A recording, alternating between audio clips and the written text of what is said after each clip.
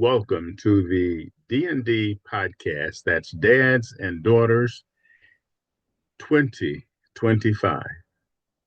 So, I am Clay Harris, and I am dad number one in this little deal that I have with my daughter.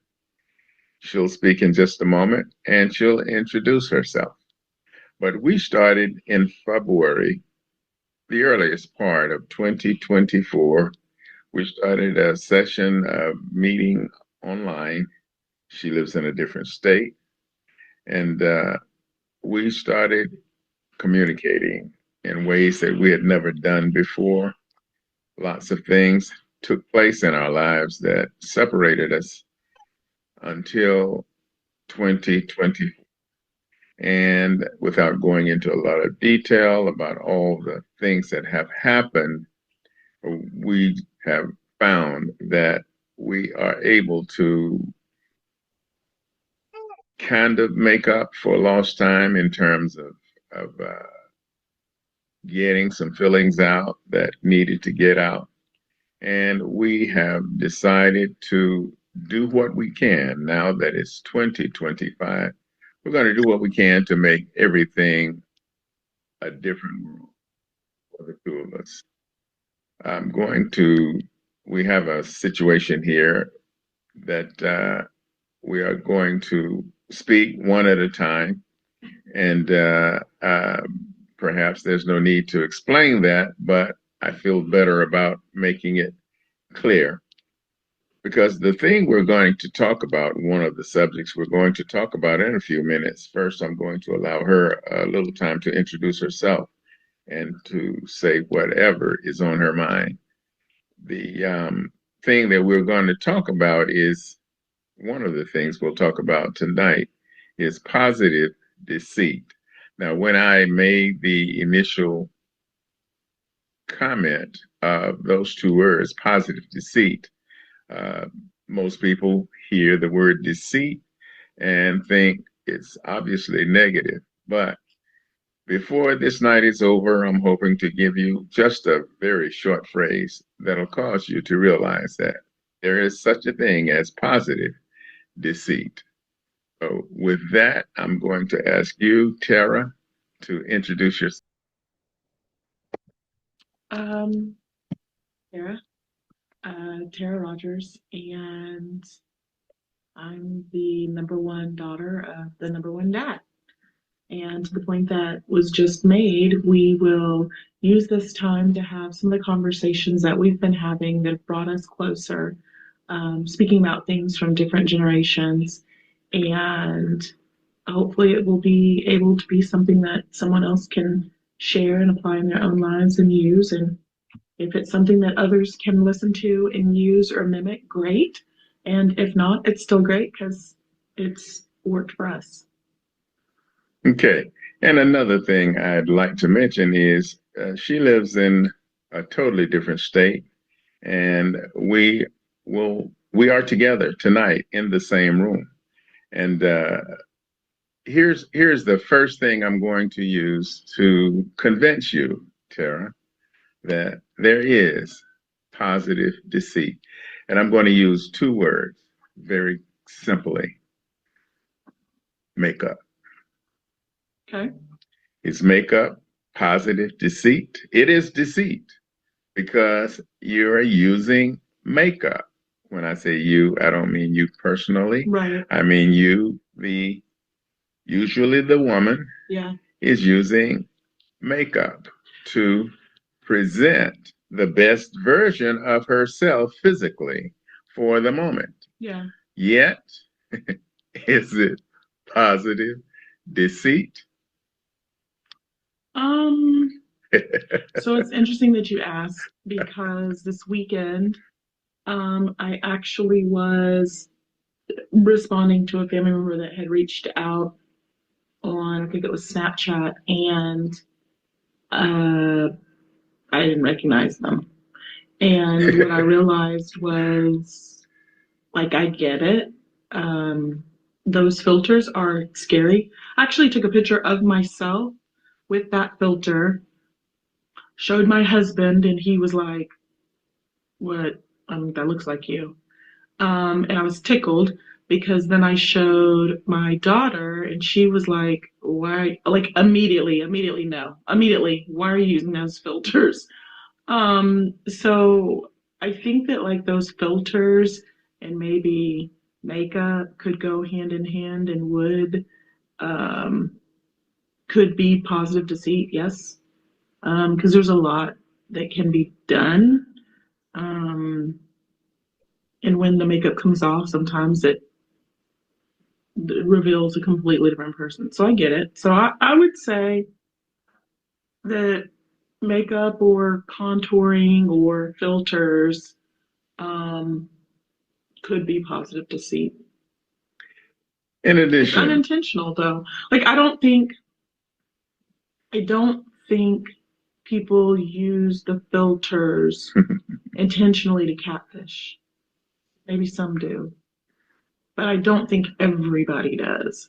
I think sometimes people use makeup and those filters to either cover, hide, or downplay something that they think is a flaw or that they are not happy with.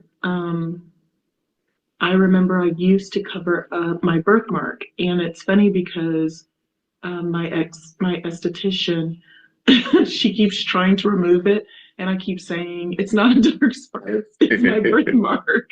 But I wasn't covering it because I thought that it was unsightly or whatever. I was covering it because I was putting makeup on. Quite frankly, I never really thought about using makeup um, as a deceit or trying to change anything. I really was using it to put it on because, it's what a lot of people did. But as you can see today, I have no makeup on, how about that? no filter. And I just happen to use that as an example. Yeah. Now, there are lots of funny stories. I'm sure you've seen them online in reels and in all kinds of joking situations where a man called 911.